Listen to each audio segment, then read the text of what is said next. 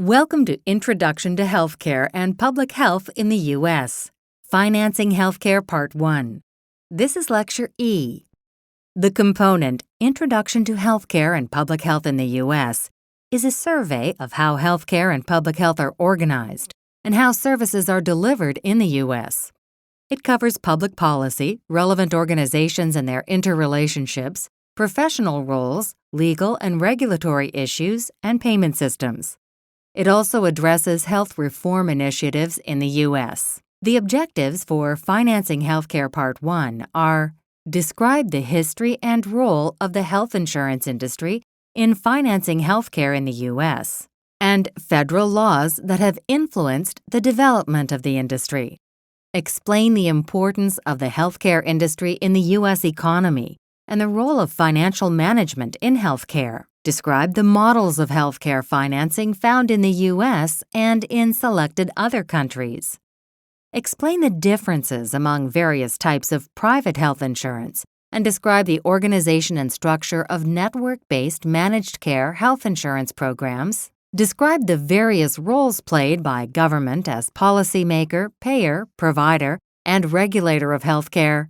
And describe the organization and function of Medicare and Medicaid. This lecture discusses the government as insurance payer, including the different insurance that is managed, administered, and delivered through the government at the federal level, at the state level, or both through the Centers for Medicare and Medicaid Services, or CMS. It also describes the three CMS-administered programs: Medicare, Medicaid, and the Children's Health Insurance Program, or CHIP, and how these programs operate, receive funding, and their relationship to each other.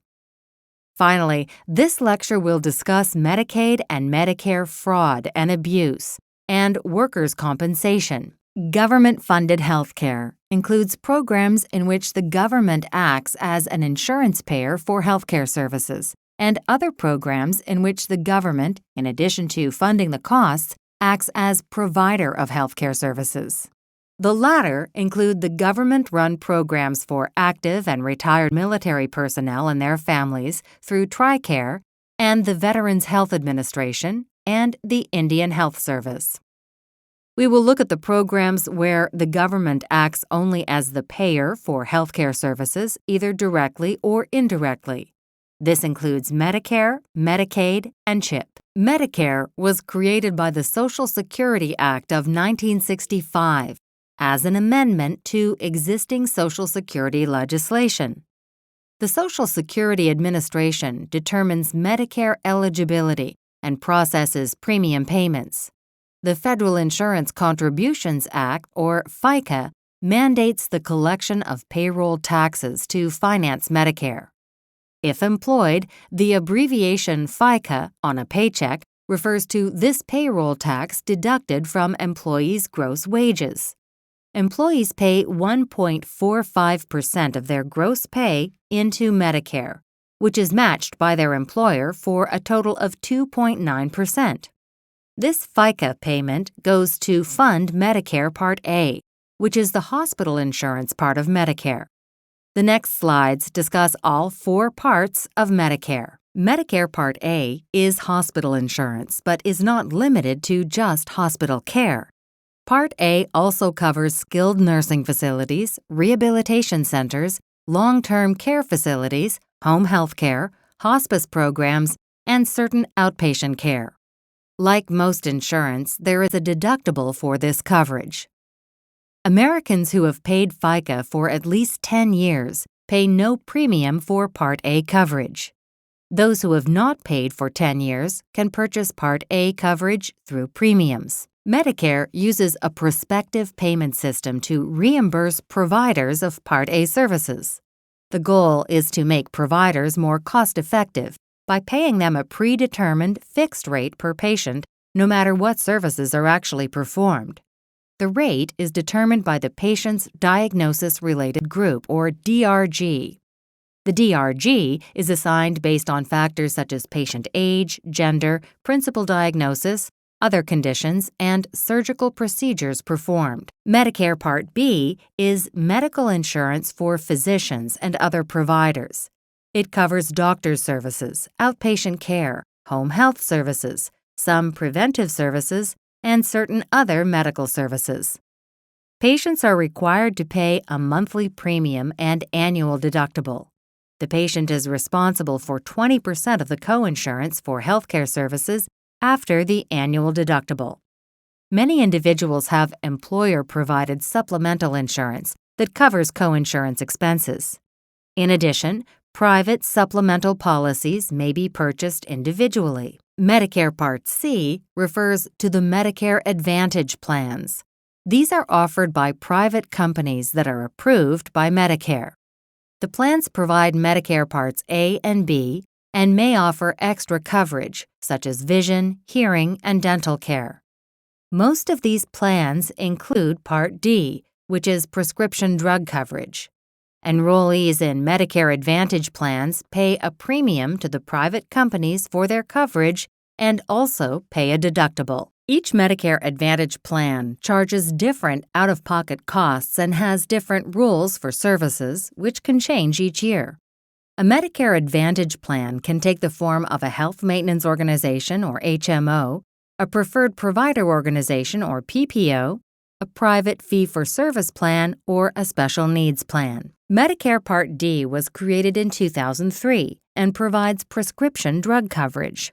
Enrollment is voluntary, and enrollees pay a premium to an insurance company or other private company that is approved by Medicare. Enrollees also pay a deductible and copayment. After a certain point, enrollees may have to pay up to 50% of their prescription drug costs themselves for a portion of the year. This controversial coverage gap in Medicare Part D, known as the donut hole, has been addressed in the Patient Protection and Affordable Care Act passed in 2010. Another program, jointly administered by the federal government through the CMS and the states, is Medicaid. It helps pay medical costs for people with limited income and resources. Some people qualify for Medicare and Medicaid together. Medicaid is funded by taxpayers' income tax payments. States are not required to offer Medicaid, although all 50 states now have a program.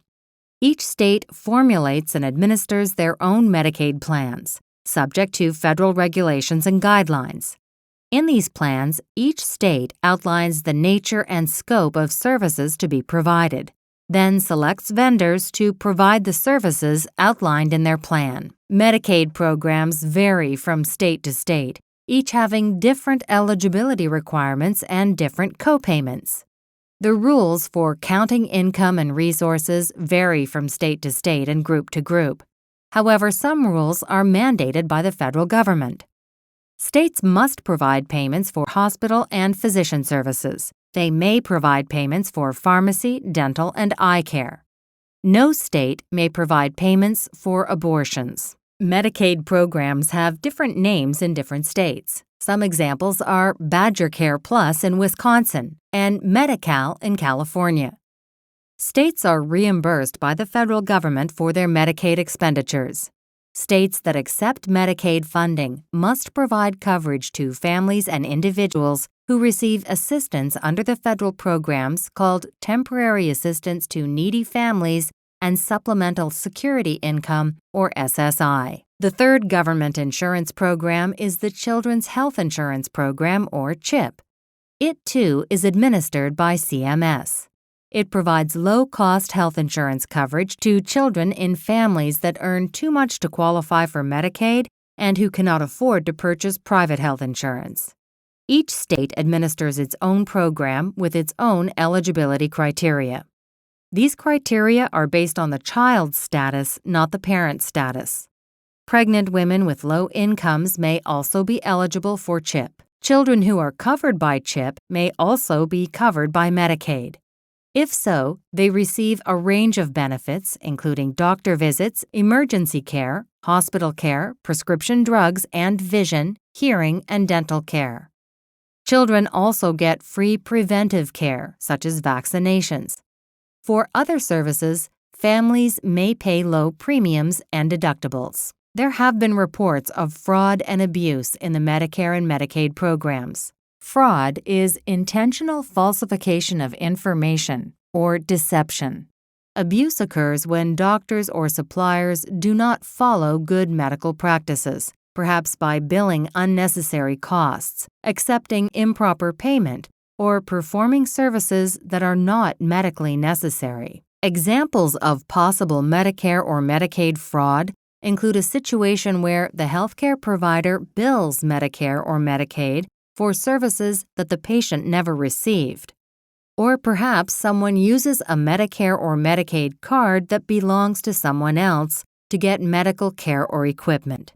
A third example is when a provider continues to bill for home medical equipment after it is returned. It is not abuse when a Medicare or Medicaid recipient complains about the quality of care they received from a physician, hospital, or another provider or facility.